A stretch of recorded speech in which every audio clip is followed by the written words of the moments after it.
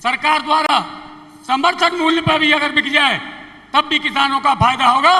आज बाजरा का समर्थन मूल्य 2625 रुपए है और बाजरा 2000 बिक रहा है। मूंग का समर्थन मूल्य 8600 रुपए है, सर बैठे हुए हैं सामने, और वो आज 6 और 6500 रुपए में आगरा में बिक रही है।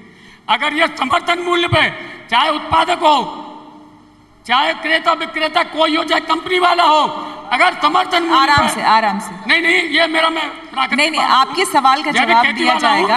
आराम से खेती वाला हूं मैं, कोई वो नहीं हूं केमिकल वाला, ये मेरी पैदाइशी आवाज है।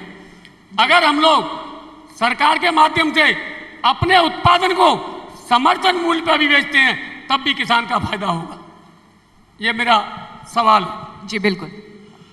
देखिए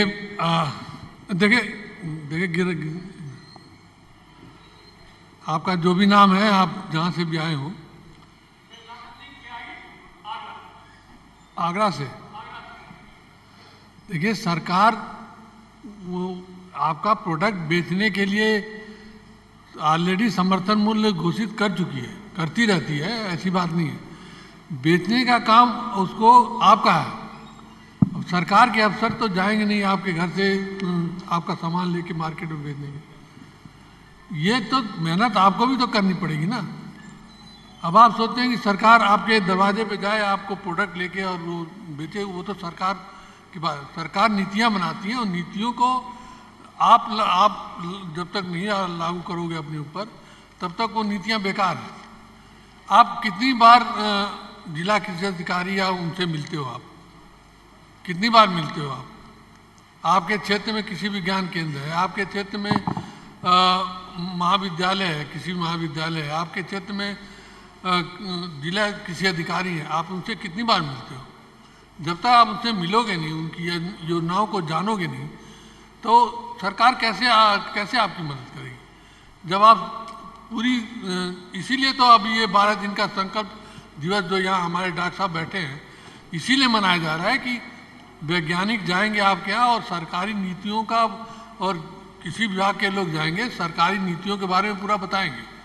ये 12 दिन का जो पूरा भारतवर्ष में चलाया जा रहा है ये संकल्प दिवस, ये इसी के लिए है कि क्या समर्थन मूल्य है, कैसे आप मार्केट से जुड़ोगे, कौन सी सरकारी नीतियां हैं, कैसे उसका उपयोग करोगे। इसमें सबसे बड़ी चीज़ है कि आपको जिज्ञासा होनी चाहिए। और मैं आपको बता दे रहा हूँ, मुझे वो कहने में थोड़ा सा वो होता है, मैं कहता भी हूँ पब्लिक प्लेस पे, उत्तर प्रदेश के किसान उतने सक्षम नहीं है सरकारी नीतियों का पालन करने में जितना कि हरियाणा, पंजाब और चाहे महाराष्ट्र के। हम लोग आगे बढ़ के नहीं आते। पंजाब हरियाणा में उससे सरकारें बदल जाती हैं, वो सरकार बदल देते हैं। अब क्या समझते हैं आप लोग? कितने किसान, मैं वही तो बता रहा हूँ, कितने किसान लोग जिला कृषि अधिकारी से मिलते हैं? कितने लोग मिलते हैं? हाथ खड़ा करें। योजनाओं के बारे में आपको सबको मालूम है कि नहीं है? क्या क्या है योजनाएं, इसके बारे में आपको जानकारी है? जानकारी है कि नहीं है, ये बताइए। सरकारी योजनाओं के बारे में कितने लोगों को जानकारी है? देखिए, एक आध है, 1-2 लोग हैं। तो सर मुझे ये लगता है कि देखिए ये बहस बहुत लंबी चलेगी सर। मुझे ये लगता है कि आपने जो बात ये कही कि उत्तर प्रदेश के जो किसान हैं उनके पास योजनाओं को लेकर जानकारी नहीं है, तो अगर ऐसा है, अगर आप ये आइडेंटिफाई यहीं पर कर पा रहे हैं कि बहुत कम लोगों को पता है, तो मुझे लगता है कि एक इनिशिएटिव लिया जा सकता है सरकार की तरफ से। छोटे छोटे कैंप्स लगाकर उन लोगों को बताया जा सकता है कि सरकारी योजनाएं क्या है। हालांकि मोबाइल पर आजकल सब कुछ उपलब्ध है, आप लोग मोबाइल पर देख सकते हैं, जान सकते हैं। किसान तक खुद जो हमारा चैनल है उस पर हम पूरी कोशिश करते हैं कि जितनी भी योजनाएं सरकार की तरफ से आप लोगों के लिए है, आपके हित में है, वो लगातार हम बताते रहते हैं। थोड़ा सा सजग तो होना पड़ेगा, थोड़ा अलर्ट आपको होना पड़ेगा, और तभी मुझे लगता है कि जब सरकार और किसान दोनों हाथ में हाथ डालकर आगे बढ़ने की कोशिश करेंगे सही दिशा में, सही मंशा के साथ, तो जरूर सबका अच्छा और सभी का भला होगा। बहुत धन्यवाद सर, जोरदार तालियां हो जाए संजय जी के लिए। बहुत धन्यवाद। हेलो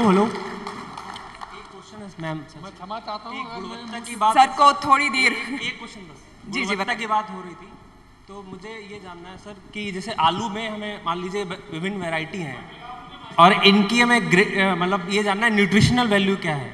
तो हमें अगर नॉर्मल लैब से टेस्ट कराना होता है, सरकारी लैब से, तो 15 से 20 हज़ार रुपये देने होते हैं। और हम अगर नॉर्मल किसान हैं और हमें चेक कराना है तो हमें 5-6 वैरायटी तो बहुत ज़्यादा अमाउंट लग जाता है। तो इसके लिए कुछ सरकार मदद कर सकती है, या ऐसा हो कि सारी जितनी वैरायटी CPRI निकालती है उनकी एक टेस्ट रिपोर्ट जो न्यूट्रिशनल वैल्यू की, कि वो एक साइट पे आ जाए, हम उसको किसी को भी दे सकते हैं। देखिए, अभी एक्चुअली क्या था, उत्तर प्रदेश में जो लैब थी न्यूट्रिशनल वैल्यू की बहुत कम थी।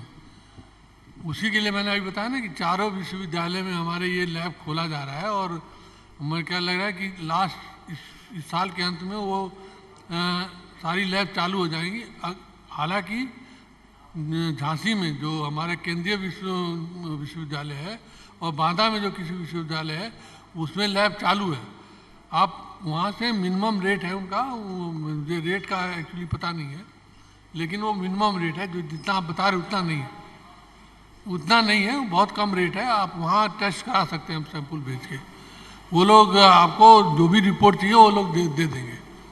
ये सुविधा सरकार की तरफ से हो रही है। देखिए, मैं समझ सकती हूँ कि आपके मन में बहुत सारे सवाल हैं, लेकिन अब सभी सवालों को यहाँ नहीं लिया जा सकता है। अच्छा, माइक, चलिए ये लास्ट आखिरी सवाल है, माइक उन तक पहुँचाया जाए। मुझे भी जाना भाई, मैंने यहाँ भी प्रोग्राम नमस्कार, मैं किसान नहीं हूँ, बट मैं किसान के जो प्रोडक्ट्स हैं उनको कंज्यूम करने वाला एक कंज्यूमर हूँ। मैं दिल्ली से आता हूँ।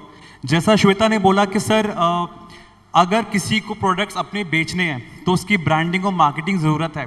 सर, जब मैं ब्लिंकिट, जो क्विक कॉमर्स प्लेटफॉर्म्स होते हैं जहाँ से हम ऑनलाइन परचेज करते हैं, क्योंकि दिल्ली में जो भी लोग आजकल फ्लैट्स में रहते हैं सिर्फ मोबाइल से ऑर्डर करते हैं, मंडियों में कम जाते हैं सर, मेरे जैसे खासकर जो 30-35 के कैटेगरी में। सर, वहाँ पे दशहरी आम मिल रहा है 60 रुपये का 2, और अल्फांसो आम मिलता है 200 रुपये का 2। उसको बहुत अच्छी पैकेजिंग में करके दिया जा रहा है। मैं और मेरी वाइफ की प्रेफरेंस हमेशा वो रहती है कि चलो ये ब्रांडेड है, कुछ उसमें टैग लग गया है, जबकि वो आ रहा है आपका कोल्हापुर से। लेकिन दशहरी आम या ये आम जो आपके यूपी से आ रहे हैं सर, लंगड़ा, वो आम हम प्रेफर नहीं कर रहे हैं, नंबर 1। नंबर 2, यहाँ पे बहुत किसान है, जैसे राजू भाई का एग्जाम्पल लिया कि वो हनी बना रहे हैं सर, बट सर मैं एक कंज्यूमर होने की पॉइंट ऑफ व्यू से मुझे नहीं पता कि मुझे उनकी हनी कहाँ से मिलेगी, मैं कहाँ जाके उनकी हनी लूँगा। मैं इंटरेस्टेड हूँ, आपने बोला कि मेरा आटा बीबी किसी जगह से आता है, मैं वो कंज्यूम करता हूँ सर, बट अगर मुझे अच्छा आटा खाना है तो मुझे एक पैकेजिंग प्रोडक्ट लेके ऑनलाइन जाना पड़ेगा। अगर मुझे सुविधा मिलती है, किसानों का सामान मिलता है, I would be the first person to buy, because हम लोग भी चाहते हैं कि किसानों का जो माल वो उगा रहे हैं, जो प्रोड्यूस कर रहे हैं, वो हमारे पास कंज्यूमर पे आए। तो मेरा बस एक सबमिशन था कि अगर ये लिंकेजेस, मार्केटिंग लिंकेजेस होते हैं तो वी एज अ कंज्यूमर ज़्यादा अच्छा और ऑर्गेनिक प्रोडक्ट ले पाएंगे, अपने डाइट में कंज्यूम कर पाएंगे, सिमिलरली हम किसान को बेनिफिट दे पाएंगे। बिल्कुल सर, इन्होंने एग्जैक्टली वही बात कही है जो मैं आपसे कह रही थी कि आजकल बहुत जागरूक हो गए हैं कस्टमर भी, ऑर्गेनिक प्रोडक्ट्स लेना चाह रहे हैं। क्योंकि देखिए, यहाँ जितने लोग हैं, अभी अगर आप पूछना शुरू करेंगे, हर किसी को थायराइड, बीपी और पता नहीं लाइफस्टाइल रिलेटेड कितनी ही समस्याएं हैं, और उसमें खाने पीने की जो ये चीज़ें हैं उसका बहुत बड़ा कॉन्ट्रीब्यूशन है। और उसमें जिस तरह से अडल्ट्रेशन हो रहा है, वो हमारे लिए वाकई बहुत बड़ी समस्या है कि क्या सही और क्या गलत। ऐसे में आपके पास क्या समाधान है? देखिए, जहाँ तक बात है, अभी मैंने अभी बताया था, एक BMC कंपनी है, यही लखनऊ में उसका ऑफिस है। आप BMC वेबसाइट उस पर देखेंगे मोबाइल पे तो आपको मिल जाएगा। उनके गारंटेड प्रोडक्ट हैं, रीजनेबल रेट है। ऐसे ही नोएडा में ये भी हमने ही उसको ट्रेनिंग दिया था, उस FPO को, और आज वो अच्छी कंपनी हो गई है। 200-300 करोड़ की उनकी वो है इनकम है।